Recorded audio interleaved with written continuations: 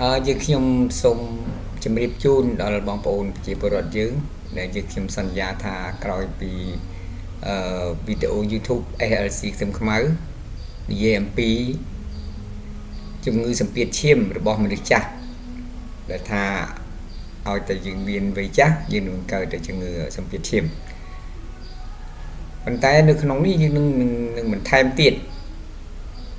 ជាមួយនឹងមនុស្សចាស់ដែលកើតជំងឺសម្ពាធឈាមប៉ុន្តែយើងខ្ញុំនឹងលើកទៅជាទូទៅតែម្ដងថាមូលហេតុអីបានជាយើងកើតជំងឺសម្ពាធឈាមហើយយើងជាមនុស្សលើពិភពលោកក៏ស្លាប់ច្រើនម្ល៉េះគឺក្នុងមួយឆ្នាំគឺប្រមាណជា7លាន5សែននាក់អញ្ចឹងវីដេអូនានាដែលបាននិយាយនេះគឺមិនសូវអាចយកមកនិយាយច្បាស់លាស់ទេពីព្រោះអីវាស្មុគស្មាញសូម្បីតែលោកវិជ្ជបណ្ឌិតមិនមែនថានៅក្នុងស្រុកខ្មែរយើងទេគឺនៅសហរដ្ឋអាមេរិកក៏ដោយនៅប្រទេសនៅសិង្ហបុរីថៃវៀតណាមឬក៏ខ្មែរយើងក៏ដូចគ្នាដែរគឺដែលពិបាកក្នុងការលើកយកមកអត្ថាធិប្បាយណាស់ដោយសារអីទី1វាបច្ចេកទេសទី2ទៀតវាច្រើនមុខពេកមូលហេតុដែលកើតហ្នឹងគឺវាច្រើនមុខពេកអញ្ចឹងបើច្រើនមុខយ៉ាងនេះតើយើងការពារយ៉ាងម៉េចអញ្ចឹងក្នុងវីដេអូលើកមុនហ្នឹងALC ភាគ186នេះខ្ញុំបាននិយាយហើយថាយើងការពារមុនពេលដែលយើងកើតឥឡូវខ្ញុំលើកយកថាមូលហេតុរបស់វាគឺទី1គឺយើងហូបរបបអាហារយើងគឺមិនបានត្រឹមត្រូវអានេះគឺជាកត្តាធំមែនទែនហើយជំងឺសម្ពាធឈាមនេះកើតមកពីម្ហូបអាហារដែលយើងហូបមិនបានគិតមិនបានត្រឹមត្រូវនិយាយចំអញ្ចឹងហើយទី2យើងមានវ័យចាស់ប៉ុន្តែយើងខ្ញុំដកជំងឺសម្ពាធឈាមវ័យចាស់ចេញហើយព្រោះយើងបានធ្វើវីដេអូភាគ186រួចហើយអញ្ចឹងយើងលើកយកតែរបបអាហារណាគេហៅ lifestyle habit អញ្ចឹងនៅក្នុងរបបអាហារនេះគឺយើងហូបអាហារដែលមិនមានសុខភាពសម្រាប់ខ្លួនយើងហ្នឹងខ្ញុំឧទាហរណ៍តូចមួយចុះដែលជាសាមញ្ញខ្ញុំឧទាហរណ៍ថាយើងហូបអំបិលហូបប្រៃនិយាយចាំមែនទេហូបប្រៃកាលណាយើងហូបប្រៃនៅក្នុងអំបិលប្រៃនេះគេហៅថាសូឌៀមណាសូឌៀមនោះគឺអំបិលហើយកាលណាយើងហូបអំបិលប្រៃហើយផូតាស្យូមដែលយើងហូបទៅគឺវាអត់មានសមតុល្យនឹងគ្នាចង់និយាយថាអំបិលច្រើនផូតាស្យូមតិចអាហ្នឹងវានឹងធ្វើឲ្យយើងនោះគឺឡើងសម្ពាធឈាមដោយសារការធ្វើអេឡិចត្រូឡៃហ្នឹងគឺវាអត់បានបញ្ចេញសារជាតិអំបិលបំបែកសារជាតិអំបិលបានអញ្ចឹងចុះបើសិនជាសារជាតិផូតាស្យូមវាច្រើនជាងសូឌៀមអាហ្នឹងលឺល្អហ្នឹងហើយអញ្ចឹងបានយើងហូបរបបអាហារនេះគឺយើងមើលទៅនៅក្នុងរុក្ខជាតិអាហារយើងគឺទោះជាបន្លែបង្ការក៏ដោយដែលมันប្រៃនឹងក៏ដោយក៏វាមានជាតិអំបិលដែរហើយក៏មានជាតិផូតាស្យូមដែរអញ្ចឹងយើងហូបមិនសូវទៅទុកយើងតិចពីព្រោះអីនៅក្នុងធម្មជាតិនៅក្នុងបន្លែប្រការផ្លែឈើគ្រប់ធម្មជាតិគ្រប់បែបយ៉ាងហ្នឹងគឺមានសារជាតិដែរតែសារជាតិនោះมันអាចបណ្ដាលឲ្យគ្រោះថ្នាក់ទេតែបើយើងហូបអំបិលសុទ្ធជាពិសេសអំបិលដែលយើងជ្រលក់សុទ្ធទឹកត្រីសុទ្ធហ្នឹងហើយឬក៏លីហាលដាក់អំបិលតែម្ដងហ្នឹងហើយឬក៏អាហារដែលយើងហូបប្រៃចង់និយាយយើងដាក់យើងហូបដាក់អំបិលច្រើនពេកហ្នឹងហើយឬក៏ទម្លាប់អញ្ចឹងវានឹងឡើងពីឈាមអាហ្នឹងគឺអាហារអញ្ចឹងយើងថាបើសិនជាយើងហូបអំបិលច្រើនវាធ្វើឲ្យជាទឹកនឹងអំបិលដែលរត់ក្នុងឈាមរបស់យើងនឹងបឺតជាទឹក ចេញពីជាលិកាដែលនៅខាងក្រៅទៅសៃឈាមនឹងចូលទៅក្នុងទៅសៃឈាមធ្វើឲ្យទឹកឡើងច្រើនទៅក្នុងសៃឈាមឡើងហួសចំណុះធ្វើឲ្យសម្ពាធឈាមវានឹងឡើងមួយទៀតយើងហូបអំបិលវាស្រេកទឹកពេលដែលហូបទឹកហ្នឹងច្រើនមែនតើក៏វាអាចចូលដែរគ្រាន់តែចូលមិនដូចសារជាតិសូឌៀមដែលនៅក្នុងសរសៃឈាមនេះគឺវាបឺតជ្រាបចេញពីក្នុងបឺតយកពីជញ្ជាំងនៃសរសៃឈាមយើងតែម្ដងអញ្ចឹងវាអាចថាបណ្ដាលមកអំពីជំងឺកលៀនដែរណា kidney disease ហ្នឹងក៏បណ្ដាលឲ្យទៅជាមានសម្ពាធឈាមដែរឬក៏ជំងឺទឹកនោមផ្អែមហើយមួយទៀតបបអាហារហ្នឹងដូចជាយើងហូបស្រាច្រើនហូបពេកtoo much alcohol ហ្នឹងឬក៏ caffeine កាហ្វេអ៊ីនហ្នឹងក៏មានបញ្ហាដល់សម្ពាធឈាមដែរហ្នឹងតាមឯកសារជាឋានជាតិសហរដ្ឋអាមេរិកមួយទៀតដែរគឺយើងហាត់ប្រាណមិនបានត្រឹមត្រូវយើងហាត់ប្រាណមិនគួរឲ្យច្រើនពេកព្រោះកាលណាច្រើនពេកវាប៉ះពាល់ដល់កលៀនអានឹងសារជាតិ creatinine វាឡើងតែបន្តិចពេកវាក៏វាមិនអាចសមស្របអញ្ចឹងយើងហាត់តែកន្លះម៉ោងបានកន្លះម៉ោងក្នុងមួយថ្ងៃហើយមួយសប្តាហ៍យើងហាត់តែ5ថ្ងៃក៏បានមិនមានបញ្ហាទេនឹងសមរម្យហើយណាហ្នឹងហើយយើងហាត់ប៉ុណ្ណឹងបានកុំឲ្យវាលើសនឹងក៏មិនឲ្យតិចពេកមួយទៀតដែរគឺយើង stress ស្ថានភាពដែលធ្វើឲ្យយើង stress ហ្នឹងក៏អាចឡើងសម្ពាធឈាមដែរមួយទៀតយើងប្រើ substance ដែលយើងនិយាយពីលើមិញគេថាសារជាតិដូចជាសារជាតិកូកាអ៊ីនហ្នឹងហើយអាហ្នឹងគេហៅ substance ណាហ្នឹងហើយមិនមែន caffeine ទេគឺកូកាអ៊ីនសារជាតិដូចអាភៀនអញ្ចឹងហើយយើងថ្នាំមេតាហ្វេតាមីនអាហ្នឹងក៏ពពុះប្រភេទដែលគេហៅបាសលដែរពួកអំបិលដែរហ្នឹងហើយអញ្ចឹងកាលណាយើងហូបថ្នាំពីមុខនេះឬក៏មានថ្នាំមួយច្រើនទៀតខ្ញុំនឹងអាចជម្រាបជូននៅពេលក្រោយជួនកាលថ្នាំដែលយើងហូបសម្រាប់គេហៅneurodevelopmental disorder តកតងថ្នាំដែលជំនួយខួរក្បាលឬក៏សម្ពាធផ្លូវចិត្តគេហៅថា anxiety អាហ្នឹងក៏វាធ្វើឲ្យឡើងសម្ពាធឈាមដែរអាហ្នឹងទី2ធំចំពោះ medicine អញ្ចឹងចំពោះថ្នាំពេទ្យដែលយើងនិយាយដែលប៉ះពាល់ហ្នឹងគឺដែលឡើងសម្ពាធឈាមខ្លាំងច្រើនហ្នឹងគឺជំងឺការពារសម្ពាធផ្លូវចិត្តដូចជាពួក anxiety ឬក៏ depression ហ្នឹងហើយមានថ្នាំពេទ្យដែរគេហៅថាថ្នាំដែលយើងហូបយើងហើមខ្លួនយើងហូបឲ្យស្រកអាហ្នឹងក៏ប៉ះពាល់ដល់សម្ពាធឈាមដែរហើយថ្នាំដែលដាក់ដែលហូបសម្រាប់ជំងឺដែលផ្លូវដង្ហើមហ្នឹងប្រព័ន្ធផ្លូវដង្ហើមយើងដែលលាកយើងហូបហ្នឹងទៅក៏វាទៅឡើងសម្ពាធឈាមហើយ medicine ដែលថ្នាំពេទ្យដែលសម្រាប់ឲ្យយើងហូបឲ្យធូរច្រមុះដែលយើងតឹងច្រមុះទៅយើងហូប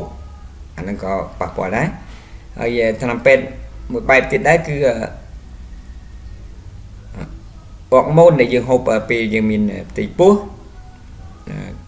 គ្រូពេទ្យឲ្យយើងហូបថ្នាំគ្រាប់ហូរម៉ូនហ្នឹង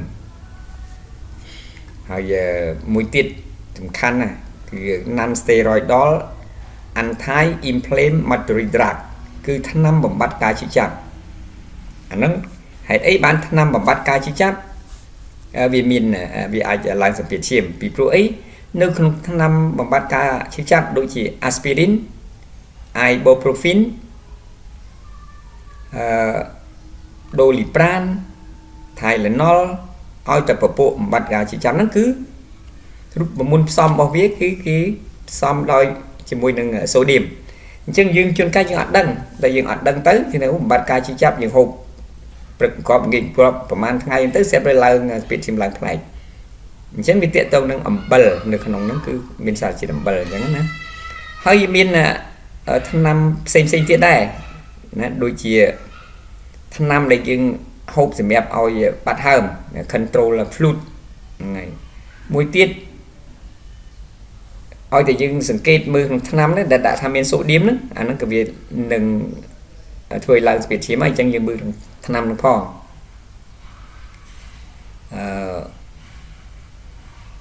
នៅបន្ទាប់មកទៀតដែរគេថា order condition មានន័យថាមានការលក្ខខណ្ឌផ្សេងទៀតដែលមិនមែនជាថ្នាំពេទ្យទេតែវាមានលក្ខខណ្ឌខ្លះដែលបង្កឲ្យទៅឡើងស្ពាតឈាមដែរដូចជាបើសិនជាយើងមាន tumor គេហៅដុំសាច់អាហ្នឹងក៏អាចឡើងស្ពាតឈាមដែរមួយទៀតមានជំងឺកលៀនមួយទៀតគេហៅ metabolic syndrome ដូចជាជំងឺគេហៅ coronary heart disease ជាជំងឺបេះដូងយើងបេះដូងហ្នឹងដូចជាខ្លាញ់គៀបក្នុងសរសៃឈាមបេះដូងហើយនឹងជំងឺទឹកនោមផ្អែមហើយ stroke ដែលគេហៅក្រៅទៀតថាជា insulin resistant ហ្នឹងអាហ្នឹងក៏វាធ្វើឲ្យឡើងសម្ពាធឈាមដែរហើយមួយទៀតដែរគឺពេលដែលយើងហៅ obesity គឺដុសក្បាលពោះហើយវានឹងធ្វើឲ្យតំណាក់តំណងជាមួយនឹងខ្លាញ់ហើយវានឹងអាចឡើងសម្ពាធឈាមដែរហើយបើសិនជាយើងឡើងស្ករវា blood sugar high blood sugar ហ្នឹងគេអាចថាទឹកនោមផ្អែមហ្នឹងហើយតែជួនកាលមិនទាន់ដល់កម្រិតទឹកនោមផ្អែមក៏ដោយក៏ស្ករវាឡើងមួយទៀតយើងឡើង triglyceride high blood triglyceride ហ្នឹងគឺជាពិសេសពួក LDL គេហៅថា low density lipoprotein ហើយមួយទៀតបើយើងនៅក្នុងយើងឆែកខ្លាញ់ទៅឃើញថាវាខ្លាញ់ល្អទៀបបានគេថា HDL ទៀបវាទៅជា LDL ឡើងវាខ្លាញ់អាក្រក់ឡើងខ្លាញ់ល្អវាទៀបព្រោះខ្លាញ់ល្អត្រូវបង្កើនវាដើម្បីឲ្យវាទៅជូនខ្លាញ់អាក្រក់ព្រោះខ្លាញ់អាក្រក់វាទៅគៀបសរសៃបេះដូងរបស់យើងឬក៏សរសៃខួរក្បាលអញ្ចឹងយើងត្រួតពិនិត្យវាបើសិនយើង low high density lipoprotein យើងបង្កើនវាទៅហើយ overweight ហ្នឹងហើយលើសទម្ងន់ក៏បញ្ហាដែរហើយមួយទៀតដែរ sleep apnea គេថាដេកខុសប្រក្រតីហើយ thyroid ពេលយើងមាន thyroid ពងកយើងហ្នឹង thyroid ហ្នឹងក៏អាចជះឥទ្ធិពលទៅលើសម្ពាធឈាមដែរអញ្ចឹងគ្រាន់តែយើងគិតគ្រាន់តែយើងមើលទៅថាសូម្បីតែភេទប្រុសនិងភេទស្រីហ្នឹងក៏ការឡើងសម្ពាធឈាមខុសគ្នាដែរប្រុសយើងគឺឡើងសម្ពាធឈាមច្រើនជាងផ្នែកនារីហើយវាបណ្ដាលរឿងកប៉ិកកំប៉ុងតិចទៀតថាតែគាត់ឡើងសម្ពាធឈាមវាលក្ខខណ្ឌស្អីខ្លះដូចជាសង្គមហើយសង្គម social and economic សង្គមនេះសង្គមសេដ្ឋកិច្ចអញ្ចឹងកត្តាសង្គមសេដ្ឋកិច្ចនេះដូចជា income ប្រាក់ចំណូលស្ទើរប្រាក់ចំណូលតិចអាហ្នឹងកើតទុកទៅគឺក៏ឡើងការសិក្សាកាលណាយើងសិក្សានៅកម្រិតខ្ពស់ហើយយើងគិតវាកាន់តែពិបាកសម្រាប់យើងគិតច្រើនណាគិតលើការរៀនហើយរៀនវាមិនយល់អត់មិនមានលុយកាក់ទៅរៀនខាងក្រៅបញ្យល់អញ្ចឹងទៅចេះតែរៀនតាមខ្លួនឯងប្រឹងយកតែមែនទែនទៅអាហ្នឹងក៏វាធ្វើឲ្យឡើងស្ពាតឈាមដែរហើយមួយទៀតគឺវាដូចជាការងារណាការងារមិនល្អការងារប្រាក់ខែតិចក៏គិតស្មុគស្មាញក៏ឡើងដែរឬមួយការងារច្រើនពេកធ្វើមិនទាន់ព្រោះមានប្រាក់វត្តច្រើនមែនតែវាធ្វើមិនទាន់ដល់តែអញ្ចឹងទៅយើងបាត់ចង់បានប្រាក់ខែទៅក៏កើត stress ដែរ stressful អញ្ចឹង អាហ្នឹងគឺវាតាក់ទងរឿងច្រើនណាបើសិនតែយើងពិចារណាទៅគឺជុំវិញខ្លួនយើងតែម្ដងគឺងាកគឺឡើងហើយទៀតសំបីតែយើងបោះក្នុងមួយថ្ងៃងាកទៅបោះ3 4 5ដងអត់ត្រូវគ្នាទេអញ្ចឹងណាឥឡូវទី4ធំហ្នឹងគឺយើងការពារយ៉ាងម៉េចសម្ពាធឈាមយើងត្រូវការពារវាយ៉ាងម៉េចដើម្បីកុំឲ្យវាឡើងសម្ពាធឈាមហ្នឹងមិញហ្នឹងកើតរឿងច្រើនណាបណ្ដាលមកមិញហ្នឹងគឺច្រើនហ្មងអញ្ចឹងគឺយើងធ្វើម៉េចអាហារហ្នឹងគឺឲ្យអាហារសុខភាពពួកអីគេនិយាយថាអាហារមិនសុខភាពហ្នឹងហើយបានទៅកើតទៅជំងឺហ្នឹងអញ្ចឹងយើងយកអាហារសុខភាពដើម្បីឲ្យកុំឲ្យនិយាយចាំមែនទែនដើម្បីកុំឲ្យសម្ពាធឈាមឡើងយើងត្រូវត្រួតពិនិត្យអាហារយើងដូចជាអាហារខ្លាញ់មានខ្លាញ់ក្រក់ខ្លាញ់ហ្នឹងហើយស្ករដែលបឋមធានជាងគេគឺខ្លាញ់ស្ករគឺសំខាន់ណាស់ហ្នឹងហើយនឹងអំបិលអញ្ចឹងបើសិនជាមានខ្លាញ់កើនឡើងហើយវានឹងប៉ះពាល់ហើយ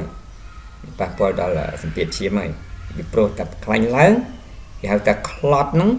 គឺខ្លាញ់ទៅនៅក្នុងសរសៃឈាមហើយបើហៅថាផ្លេកគឺជាខ្លាញ់រុំក្នុងសរសៃឈាមហើយយើងតេស្តឈាមមិនឃើញទេតើតែយើងឆ្លុះអេកូបានឃើញព្រោះវារុំនៅក្នុងសរសៃឈាមរបស់យើងហើយហ្នឹងអាមួយវាក្លត់ហ្នឹងគឺខ្លាញ់គ្រាប់តូចវារត់ក្នុងសរសៃឈាមយើងជួសឈាមទៅយើងឃើញតែដល់ពីវាគៀបហើយខ្លាញ់អាក្រក់វាគៀបហើយយើងតែអត់ឃើញទេដូចអតិជនខ្ញុំអញ្ចឹងខ្ញុំមើលឆែកត្រួតពិនិត្យមិនមានគិតថាការយកសបុតពេទ្យគាត់មកមើលទៅអូខ្ញុំល្អណាស់អត់មានទេខ្លាញ់ប៉ុន្តែថប់ចង់ដាច់ដង្ហើមខ្យល់ម្ដងហ្នឹងហើយដល់ទៅបោះទៅអុកស៊ីហ្សែនបានត្រឹមតែ96 95ប៉ុណ្ណឹងអញ្ចឹងមានន័យថាខ្លាញ់វាគៀបក្នុងសរសៃឈាមរបស់គាត់ណាកាលណាខ្លាញ់គៀបឈាមហូរអត់បានល្អអុកស៊ីហ្សែនគ្រាប់ឈាមខំជាអ្នកនាំអុកស៊ីហ្សែនទៅអញ្ចឹងទេបើឈាមហូរមិនល្អធ្វើម៉េចនឹងបានគ្រាប់ឈាមខំព្រោះគ្រាប់ឈាមខំគឺហូរតាមចលនាឈាមរបស់យើងអញ្ចឹងនៅក្នុងហ្នឹងគឺគេត្រូវពិនិត្យទូទៅនៃសុខភាពរបស់យើងគឺចង់និយាយថាregular ចង់និយាយថាបើសិនយើងពិនិត្យតែមួយខែម្ដងឬក៏មួយអាទិត្យម្ដងបើសិនយើងមានជំងឺសម្ពាធឈាមហើយហ្នឹងយើងត្រូវពិនិត្យអញ្ចឹងហើយយើងហូបសាបទៅឲ្យផូតាស្យូមឡើងទៅអំបិលចុះតិចអញ្ចឹងទៅមួយទៀតដែរយើងទៅជៀសវាងអីគឺស្រាអាល់កុហុលហ្នឹងគឺវាបឋមធានដែរហ្នឹងហើយប៉ុន្តែដោយសារបងប្អូនយើងតែខ្ញុំមិនហូបស្រាណាខ្ញុំហូបបៀតា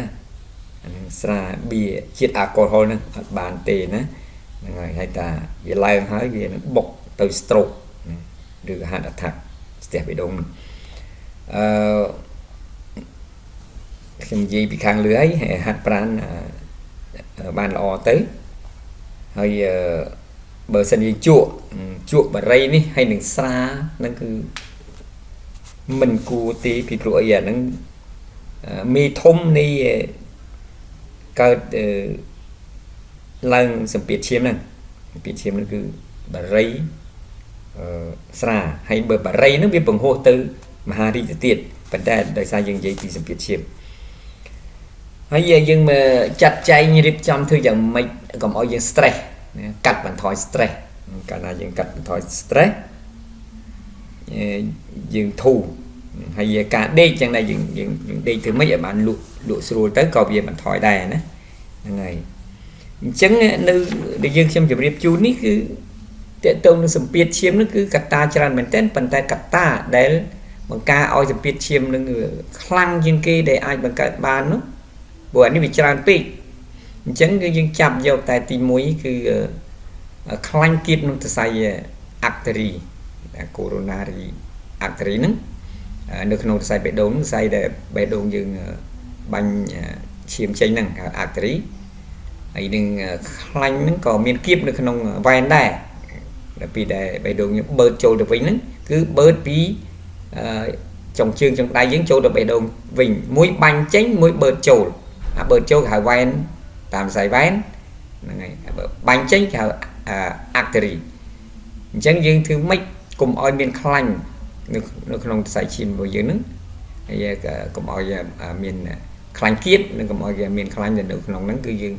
check trôi bên đất ai ra vào mũi khai mà đó rồi có một trăm năm mình sụp phiền lo một trăm năm ta hay bờ mưa dương miền ngư miền khanh rồi thấy vào mũi khai mà đó nó dương trôi bên đất từ anh nó đường sụp biệt chim nó cứ tẹt tôn nâng khanh nó cứ về khăn chân không sắm biệt chiếm đi dương miên tại dương cà phê tê cà phê tổ hơi không ca để khi trong bàn sao chiều nội địa bị đọc năm cả lá ní từng từng nơi sập kê băng sông dương phò nữa cứ đã dương miên xa để chết tâm không ai để là cướp con mong trong cà phê nữa sắm biệt chiếm chân dương bàn bị sau tệ chun tràn hói không ai xa có dễ và tại dương xem dùng một bị sau là tệ chun miên cầm rất là hỗ trợ tha lần đó mà rồi bay rồi chết sầm bay bài sập nên dương hộp tới viên được chọc mình nơi thòng đá vinh đấy bắn tay cả chọc máu ní tôi để dương chia viên cà pia vây được dương trong tha mình cùi hộp thì họ thả đã tâm tới mà ngay pay crop đồng pay pram ấy bởi để sang biết chim như một khăn hói nữa mà rồi học rồi chết rồi bay rồi ha học chết bay đây hói dương đã đập năng bắn tay đó hói dương mình dương atom xá cái dân nơi tập phát ngày tệ tương cả ta để dân trong việc chú nó cứ ọt cầm chặt về chào tế thì hộp tới khanh score thì sầu ra đường sầu vân cà phê ấy nó còn dạng tới dân hộp bao thằng ấy hay dân hộp từng tôi dân hộp từng bập panna cả đó từ mình đuổi tê bởi dân nơi để bị châu vì chuyện sau đây đôi từ nôm em chứ từ nôm em tới mình chơi bằng cách mình chốt chết score tới và đây dương phải cho chết score việc vua vì có đăng tế thật energy ở ngày thì hay là kêu cặp bóng là bầu cầm lắng nắng tạ ca ná calorie về lớn dương đã húa mùi thứ ngay ở miền Bắc mát dương đã lao lư hay cả nào lao lư hạt pran về phải chơi nhận ó vì nơi xó viên từ thoát score vì từ chỉ khanh hay khanh sau vì từ chỉ score pi nó cứ cả rừng chẳng bạn dương giờ chỉ điệp chun rồi bằng bộ dương tha tâm máu chui bình cho chừng ngư lướt sầm biệt chiêm này bàn miền bờ sạt hiệp tái toa tại dương hốp từ 8 cầm rất đôi hội ban cho bà lọ ngày bộ dương chấm sạn bao hơi giờ khi mà miền cờ tại chừng ngư sầm biệt chiêm đá cứ biệt chiêm rồi 20 tại chập tăng bị dương bàn hộp từ máu hay dương bật bệt ở trăm trứ rồi bỏ há hay đừng hộp từng pháo những cái một chỗ phẩm đà lấy nơi sau đã đọc lá mà tận đọc mình lọc là ngày trang khu men tên là pi chân từ này đoàn chân tới có bia chia từ chia trang men tên đấy chân nhiệt trong còn chấm điệp chuồn chắc tha vía bị smoke smile chân rồi chập cả lại nam môi mình khơi tha KPT chân mình lục ở bây giờ mình định miền xã thằng bị smoke smile hay nơi trong ai xác cái gì đây tham mình bật cọt cho bà lo tham mùi na tí bờ bị tràn pì chẳng kia mình ai cầm nó ra ý mau để sàn che đôi rô khơi bị tràn men tên chẳng nghĩa bà nụ mẹ khá nó cứ con tay stress đôi tham miền Pành Hà plien chụp bật tè plien stress plien tè bể đông slap từ đầu chẳng cái bàn về slap trở lại ngày lấy mùi nước tè bể đông nữa hay slap chẳng bên speed chim những có bị tẹt tương chỉ mùi nứng từng nụm em tẹt tương một bể đông chẳng bay nứng cứ tẹt tương cái này speed chim có màu từng nụm em có màu speed chim hay có bể đông nó cứ từng nụm em có bể đông speed chim có bể đông từng nụm em chẳng bay nó tẹt tương cái này chẳng là hồi bắt đặt kịch rồi chẳng dưng từ phải dập dây hay bột chỉ mùi nâng dừng vây chá thì xe nẹ vây chá nó từ từ kịch chiêng nẹ là khi mình là dụ tịch chẳng như xem xong ở côn chụp bộ bóng bộ nhưng để bạn sẽ làm ní thì xem sừng khâm thả bóng bộ nhưng mình tam đan nơi video LC nhưng xem mình to tiền nhưng xem thôi ban đang mà rồi phải sập bấm bờ từng phía ní hai bờ bóng bộ nhưng mưa từ phải đã LC từng mà thứ của là ở chừng người mùi na đấy bóng bộ nhưng kịch thả 800 chừng được luôn ấy khi ai thả ធ្វើតាមមេរៀននេះព្រោះមេរៀននេះមិនមែនមេរៀនសម្រាប់ផ្សព្វផ្សាយលក់អីវ៉ាន់ចំទេគឺយើងខ្ញុំធ្វើសម្រាប់បង្រៀនឬក៏ទុកជាឯកសារអញ្ចឹងណាប៉ុន្តែក្នុងនេះយើងខ្ញុំក៏មានឆ្នាំងផលិតត្រឹមខ្មៅលក់ជូនដែរឆ្នាំងដែលមានគុណភាពនោះបច្ចេកវិទ្យាសហរដ្ឋអាមេរិកហ្នឹងហើយមានគុណភាពខ្ពស់អញ្ចឹងទាំងខ្ទឹមជើងមួយស្រស់ក៏យើងខ្ញុំមានលក់ដែរអញ្ចឹងបើសិនបងប្អូនយើងមានគោលបំណងចង់ជាវឆ្នាំងផលិតខ្ទឹមខ្មៅនិងខ្ទឹមស្រស់ហ្នឹងក៏អាចទំនាក់ទំនងតាមលេខទូរស័ព្ទដែលយើងខ្ញុំបានដាក់ជូនក្នុងវីដេអូនេះអញ្ចឹងយើងខ្ញុំសូមអរគុណហើយសូមជម្រាបលា